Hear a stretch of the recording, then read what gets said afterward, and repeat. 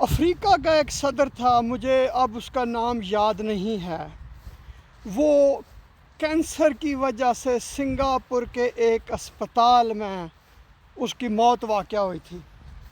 Robert Mugabe نہیں، اس سے پہلے تھا، مجھے اس کا نام اب یاد نہیں ہے۔ اس کے 32 ارب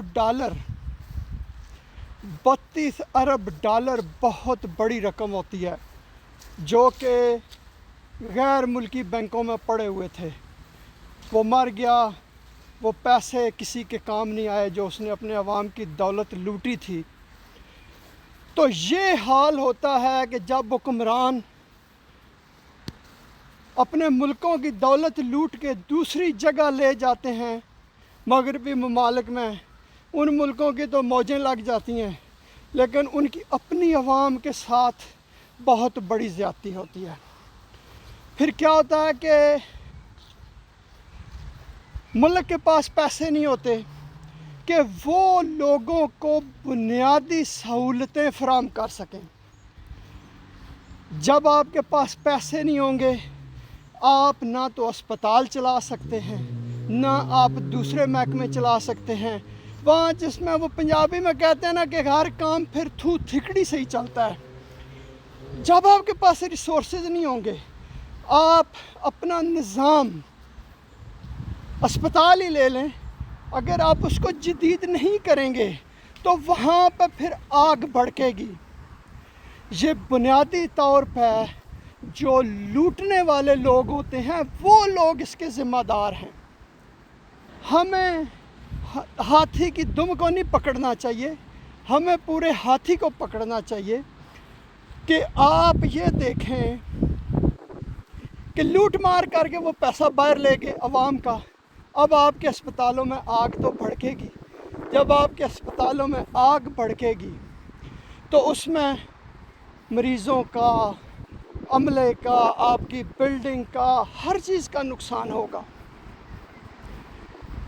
بجائے اس کے کہ ذمہ داروں کو انصاف کے کٹہرے میں لایا جائے، جن لوگوں نے ملک کو لوٹا ہے، جو لوگ رشوت خور ہیں، جن لوگوں نے اس حمام میں سب ننگے ہیں، ان کو پکڑنے کی بجائے آپ نے نہ کوئی انکوائری کی، نہ کوئی آپ نے کوئی کمیٹی بٹھائی، نہ کوئی آپ نے جوڈیشل کمیشن بنایا کہ بھائی دیکھیں، اس کا تعین کریں کہ یہ کس وجہ سے آگ لگی ہے، اس کا ذمہ دار کون ہے، کیا یہ جو آلات ہیں جن میں آگ لگی ہے یہ بہت پرانے تھے، ان کو اپ گریڈ کیا گیا یا نہیں کیا گیا۔ تو بس ایک شوق ہے کہ ڈسمس کر دو۔